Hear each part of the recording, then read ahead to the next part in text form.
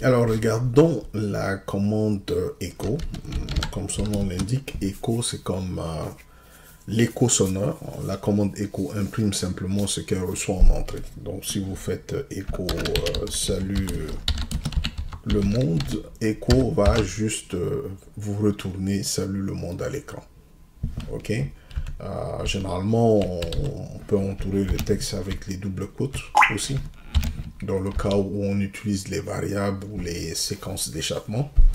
Ok, donc ici par exemple, je peux aussi entourer le texte avec des simples quotes.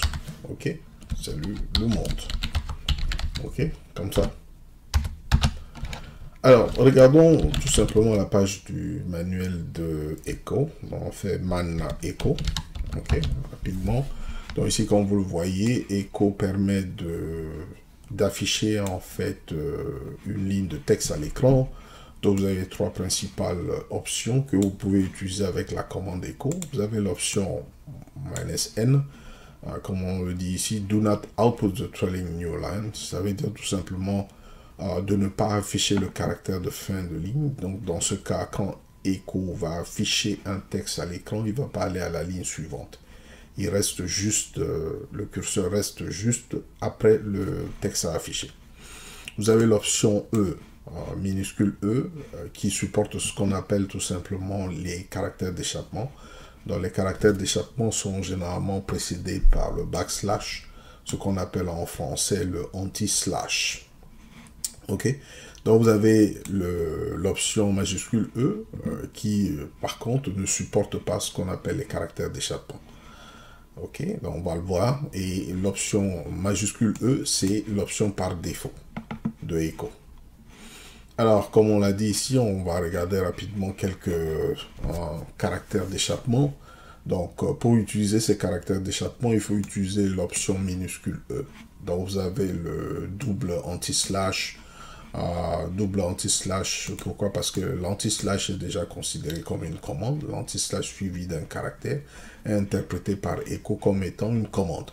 Donc, pour dire à Echo de littéralement imprimer l'anti-slash, il faut doubler l'anti-slash. Alors, vous avez l'anti-slash A qui vous donne un bip sonore à l'écran. Vous avez l'anti-slash B. Ça permet d'obtenir ce qu'on appelle le backspace, donc ça supprime le caractère de gauche. Vous avez l'option anti-slash-n qui permet d'avoir une nouvelle ligne, donc ça permet d'aller à la ligne suivante pour afficher le reste du texte, etc. Vous avez l'anti-slash-t qui permet d'avoir la tabulation horizontale, l'anti-slash-v qui permet d'avoir ce qu'on appelle tout simplement la tabulation verticale. Alors sans plus tarder, on va voir tout ça en détail. Alors, si on veut, par exemple, afficher du texte et avoir un bip sonore à la fin, comme on l'a vu, donc par exemple ici, je peux faire salut le monde, et puis je veux avoir un bip sonore à la fin, il faut faire anti-slash-a, comme suit. Vous voyez, j'ai un écho sonore à la fin. Là. Par contre, si j'enlève le E, l'option minuscule E ici, Echo va tout simplement ignorer ce caractère d'échappement qui est l'anti-slash-a. Il va littéralement l'afficher à l'écran. Donc, à chaque fois qu'on vous devez utiliser les caractères d'échappement, il faut obligatoirement utiliser l'option E. Ok. Alors, regardons le deuxième caractère d'échappement, qui est l'anti-slash-n. L'anti-slash-n permet d'aller à la ligne suivante. Donc, par exemple, si je fais salut, anti-slash-n, et ensuite le monde, il va d'abord afficher salut, il va aller à la ligne suivante avant d'afficher le reste du texte qui est le monde, comme vous pouvez le noter ici à l'écran. Alors, un autre caractère d'échappement, ça va être ce qu'on appelle le backspace, comme je l'ai dit. Hein. Donc, ça permet de supprimer le caractère de gauche. Donc, si je fais salut, espace backspace, comme ça, anti-slash-b suivi de le monde. D'accord, donc vous voyez que ce qu'il va faire, c'est quoi? C'est qu'il va supprimer le caractère de gauche qui est cet espace-là. Donc, il va concaténer le monde là avec le salut. Ok? Donc, vous voyez, l'effet ici, c'est qu'il a supprimé le caractère blanc qui était entre le T et le LE. Ok? Donc, ça, c'est ce qu'on appelle le backspace. Alors, vous avez pouvez faire des tabulations horizontales. Donc, vous faites anti/t pour avoir une tabulation horizontale. Donc, il va faire salut, tabulation horizontale, LE, tabulation horizontale. Donc, ça permet d'espacer les textes à l'écran, comme suit. Donc, vous voyez, hein, salut, tabulation, LE, tabulation, le monde. Vous pouvez aussi faire une tabulation verticale. Donc, dans le cas de la tabulation verticale, vous utilisez anti/v. Donc, c'est suivi de anti/v ici. Donc, il va faire salut, il va descendre en bas, il fait une tabulation verticale. Il va afficher le LE, ensuite il va descendre en bas pour faire une autre tabulation verticale. Afficher ensuite le monde. Voilà comment ça va apparaître ici à l'écran. Ok. Alors, regardons un peu comment l'anti/n fonctionne. Pardon, pas l'anti/n, mais l'option n. Alors, l'option n, par défaut, Echo, quand il affiche quelque chose à l'écran, par exemple ici, si je fais salut, et ensuite je fais point virgule Echo, j'appelle encore Echo à nouveau, hein, donc suivi de le monde, comme ça par exemple. Ok, donc ce qui va faire, c'est que, excusez-moi, j'ai fait une erreur ici, hein, donc ici, il y a un espace. Donc, dans ce cas, je suis en train d'utiliser ce qu'on appelle les séquences de commandes.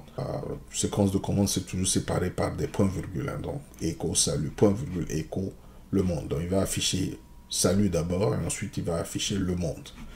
Ok, donc, comme vous le notez, à chaque fois quand Echo affiche quelque chose, le curseur va automatiquement à la ligne suivante. C'est parce que Echo ajoute le caractère de fin de ligne à la fin du texte, ce qui permet au curseur d'aller directement à la ligne suivante, d'attendre la prochaine instruction. Ok. Alors, pour éviter d'afficher le caractère de fin de ligne, on va dire à Echo de ne pas aller à la ligne suivante. Donc, pour cela, on va utiliser l'option N. Comme vous voyez, par exemple, si je fais l'option N, j'utilise l'option N sur la première instruction Echo, il va afficher salut et le curseur va juste rester après le salut. Et ensuite, la deuxième commande Echo, qui est le monde, va être concaténé à ce moment à salut, comme vous le voyez ici. Donc, il n'est pas allé à la ligne avant d'afficher le monde. Alors, je peux faire la même chose. Si j'ajoute l'option N ici, pour la deuxième commande Echo, ce qui va se passer, il va pas aller à la ligne suivante. Et donc, le curseur reste juste après le monde ici. OK? Et quand, par exemple, ici, le shell va prendre le relais, le shell va automatiquement afficher son prompt après la fin. Parce que, en fait, Echo n'a pas ajouté le caractère de fin de ligne à la fin, à cause de ce N-là. Donc, le N empêche Echo d'aller à la ligne suivante avant d'afficher la prochaine instruction. Ok. Alors, regardons maintenant comment Echo manipule les variables. On a plusieurs variables. On va voir les variables créées par l'utilisateur lui-même. Vous avez les variables d'environnement telles que la variable user. Si vous voulez afficher la valeur d'une variable, vous mettez le symbole $ suivi du nom de la variable, comme par exemple dans le cas de la variable user, qui pointe sur l'utilisateur courant. Quand je fais echo $user, il m'affiche l'utilisateur courant. Ok, donc je peux aussi, dans le cas où je veux faire des instructions complexes telles que afficher les valeurs des variables en combinant avec les couleurs, il faut entourer le tout par des doubles quotes. Comme par exemple ici, si je veux saluer Eugène, je peux mettre salut $user, comme ça. Et là, à ce moment, il va tout simplement remplacer donc la variable par sa valeur, comme vous voyez ici, il est remplacé par Eugène. Par contre, dans ce cas-là, si vous utilisez une variable, au lieu d'utiliser des doubles quotes, vous utilisez des simples quotes. Ce qui va se passer, c'est que Echo va littéralement interpréter le texte. Donc, il ne va pas remplacer la variable par sa valeur. Comme vous pouvez le noter ici, il a littéralement affiché $ suivi du nom de la variable. Ok, donc il faut faire attention quand on utilise les simples quotes avec les variables. Il va tout simplement ignorer la valeur de la variable, vous affiche le nom de la variable littéralement. Ok, On n'est pas obligé. Hein. Donc, par exemple, si on veut faire un truc comme ça, on peut juste faire ça. Ça marche aussi bien, sans utiliser les doubles quotes.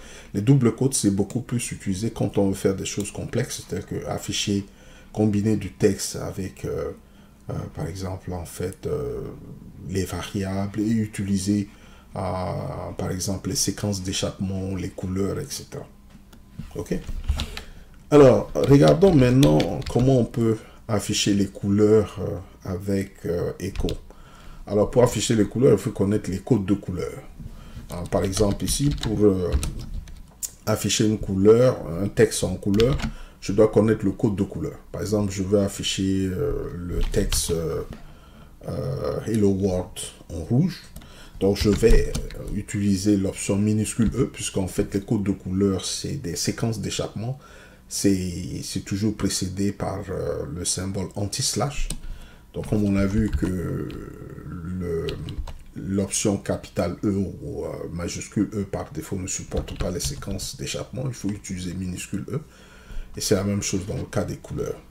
Donc, vous devez faire, par exemple, anti-slash suivi de 0.33, qui est le code qui permet de prendre en compte les codes de couleur. Et ensuite, vous avez ce qu'on appelle crochet ouvert ou ouvrant, suivi du code de couleur. Par exemple, le code de couleur pour le rouge, ça va être le 0.31. 0.31 suivi de M permet d'afficher le texte qui vient après en couleur. Par exemple, ici, dans ce cas, en rouge. Je vais mettre ici Hello World, comme ça. Et je ferme, ok, avec des doubles quotes. Alors, notez tout simplement qu'il va afficher le texte en rouge, mais il va aussi afficher le texte qui vient immédiatement après en rouge. Moi, je ne voudrais pas avoir ça. Je veux juste que le texte soit affiché en rouge et que le reste puisse utiliser la couleur par défaut. Et à ce moment, qu'est-ce qu'on fait? Et il faut utiliser le break. Donc, je vais faire comme ça. Je vais juste recall. Donc ici, dans ce cas, je fais 0.33 qui est obligatoire pour prendre en compte le code de couleur. Crochet ouvrant suivi du code de couleur 0.31M. Le texte à imprimer en couleur. Espace, maintenant, je vais lui dire de ne pas afficher le reste du texte en utilisant cette couleur. Donc, qu'est-ce que je fais? Je lui dis tout ce qui vient après, il faut utiliser la couleur par défaut. Donc, je fais anti-slash 0.33, crochet ouvert 0M. Donc 0M, ça indique tout simplement la couleur par défaut. Donc comme vous le notez ici, la couleur par défaut, c'est le noir. Donc il a juste affiché le texte ici en rouge et tout ce qui vient après utilise la couleur par défaut.